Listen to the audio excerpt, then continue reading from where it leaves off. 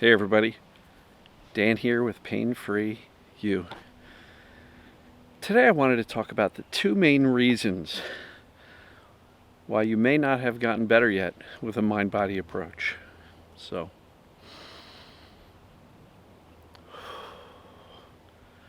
And what's behind me may be part of this story. So, smile, relax. Slow the breath, slow the thinking. So, in my view, and what I see constantly with people that are messaging me, emailing me, posting in the comments on YouTube and Facebook, and even in my group coaching, there are some people who've been working at this for a while. And the two main things that I believe keep people from getting better or completely better, one of these two things: a lack of clarity or a lack of safety. And generally, those two cover most things I encounter. So when I talk about this thing behind me, if you're still straddling the fence and you're unsure if your symptoms are caused by a flaw in the body or the brain perceiving danger, that lack of clarity will keep doubt alive, and doubt creates the perception of danger, like, uh-oh, what if there's something really wrong? And that perception of danger alone is enough to keep it going, because that's the root cause of symptoms in the first place. So if you are missing clarity, if you are on the fence, redo the assessments for the particular symptom that you have the most doubt about, or for all of them, but do them individually. And the assessment can be found at painfreeyou.com. Just enter your name and email, download it, and you can do it as many times as you like for as many symptoms as you may want to clarify. But getting this clarity is key. And so a lot of people will say, yeah, well, I had 4 or 5 of the questions showing up as true, but this one didn't, so it can't be. You don't need all of them. Some are applicable to you and others are not. But if your symptoms behave in a certain way, as evidenced by that list of questions, then your brain's perception of danger is what is causing the symptoms. Your rejection of that as the cause will delay recovery. And in some cases will delay you taking any action, because you're like, well, I don't know if this applies, so I don't want to waste my time. I don't want to get my hopes up. But with clarity, you can begin to move forward. People say, yeah, I'm like 95% of the way there, but I still got this little doubt. And to that I say, believe enough to begin, to do the work, to start to convey that I'm all right. And then what you will learn by doing this is you will start to see a shift first in your mindset, your belief, your attitude. You're going to start finding some hope. You're going to notice your mindset is better. Your thinking starts to be a little less cluttered and chaotic. And what you will start to learn is that your mindset shifts first, and then symptoms can follow. But what you're going to see, and I hear it often in the group coaching, people will say, you know what? I woke up. I thought I was going to have a bad day, but I kind of put the brakes on it and said, nope, I'm going to be okay. This is temporary. It'll pass. And reassured themselves that it doesn't have to turn into chaos today. And they realized that it didn't turn into a full-blown migraine. It was a mild headache, but they put a stop to a big flare-up and a big problem with this approach. And now guess what that person has? Clarity. If they can influence their symptoms simply by responding differently with clarity, calm, reassurance, trust, temporary, then now guess what happened to their belief? Just went up from 95 to 97. You do this a number of times, you're going to have really good certainty that your symptoms are created by the brain when it perceives danger, and you have the ability to influence it in a positive way. So that clarity thing, let's get off the fence. This fence here, it's not a comfortable place to sit on and straddle. And it can definitely keep you stuck, keep you from moving forward, keep you from believing it's possible to get better. So the lack of clarity is one big reason why many people struggle to get well with the mind-body approach.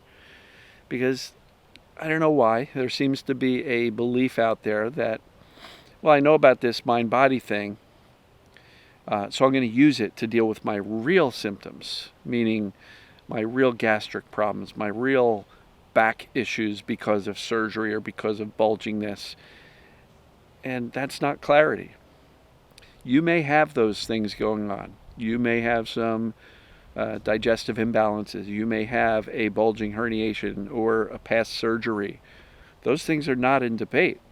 What's in debate is whether or not the symptoms are created by those things that are visible, or is it created by the brain perceiving danger? And that's where the assessment comes in. So I am not claiming here that a mind-body approach can fix a physical body problem. If you've got a bulging disc that's legitimately pressing on a nerve, I'm not saying this will fix that nerve. But what we do is we understand that what they see on the MRI may or may not be the accurate, true root cause of the symptom or pain. And if symptoms behave a certain way, the findings on imaging or lab work are inconsequential. They're not the root cause. So let's be clear on that. The next thing that can also keep things going is the lack of safety. And a lot of people will say, you know what? I have a really tough time finding safety. Live with a chaotic person, narcissists, my relationship isn't safe, money problems, my job isn't safe, I don't feel well in my body, I've got symptoms, I've got 85 different things that make me feel unsafe. And I will tell you, it is very challenging when you are faced with all of that. But what I will tell you with certainty is life stress does not have to hurt, does not have to cause symptoms. It does. And it has. And that's your lived experience. So I'm not debating that. But I've seen it time and time again, and even in my own personal experience, that life experience and stress and chaos in life does not have to hurt. I've been chronic pain-free for, 13, 14 years now. I've had lots of chaos, a divorce, I've had relationships start, stop, really stressful times in this coaching practice, writing and launching a book, and I do have some stuff going on, but I don't have any chronic symptoms. We don't have to hurt just because we're human and we're living on this planet, right? So try not to assume that, well, of course I'm going to hurt. Of course I have symptoms because look at all the things that are going on in my life. Don't make that connection and assumption. Yes, that is true now, but it doesn't have to stay that way.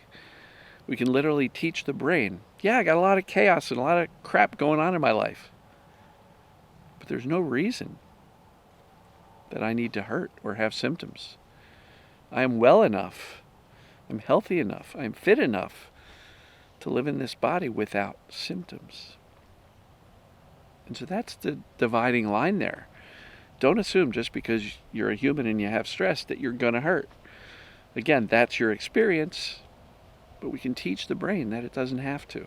So the clarity that your symptoms are not created by the stress, the symptoms are created by your brain's overreaction to the life stress and chaos and emotions and perceived dangers. And so we can teach the brain that, hey, yeah, I've got some stuff going on in life, ... but I don't have to hurt.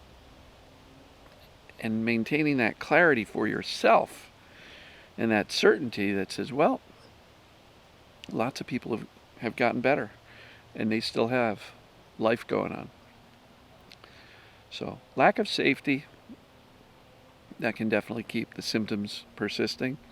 And in some cases, people will say, Dan, I don't even know what my brain is afraid of. For many of us, the symptoms themselves are now the perceived danger. And the thing that got things kicked off and started may have nothing to do with why they persist today.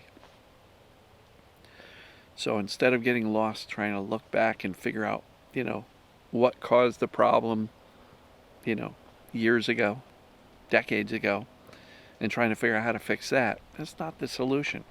We have to create safety today. Safety in our thoughts, in our emotions, in our physical body, in the way we treat ourselves, in the way we respond to symptoms. All of these things matter. We can create safety today despite what's going on in this world and this planet and lots of craziness. Not debating any of that. But despite what's going on outside in the world, why do you have to hurt physically? Why do you have to have symptoms physically? Because if you've done the assessments and you recognize it's the brain perceiving danger, that's the root cause of the symptoms, okay. Well, we can teach the brain that those things outside of us do not warrant physical symptoms. So I hope that makes sense. So the two main things that I believe may get in the way of somebody getting better with the mind-body approach is lack of clarity as to the root cause of their symptoms and lack of safety. Right? And if the root cause is in question, it's going to be really tough to teach the brain there's no reason for symptoms, because you still think, well, I might have some legitimate, real physical reason for the symptoms. Autoimmune. There are cases where the immune system, when we're in fight or flight, the immune system does not operate efficiently, effectively, because when we're in the stress response, the immune system is not necessary to get away from that bear in the woods. Doesn't matter if you fight the common cold, you got to get away from the bear. You are in survival mode, and the body and brain optimizes everything for that particular thing. The immune system is not a priority in that survival state. Challenge is, many of us, due to our thinking, our fears, our doubt about what's going on, are in that survival state a lot, daily. And the body and the immune system does not heal or effectively deal with threat very well while we're in that survival state, which is why safety, the concepts I teach, conveying that we're going to be okay, is a key strategy. Even if you've got something going on with your immune system, you get sick a lot, this or that's going on, still really important. Digestive system, same exact story. When we're in fight or flight, trying to get away from that bear, your brain optimizes all the resources in the body and says, we don't have to worry about digestion because we got to get away from that bear.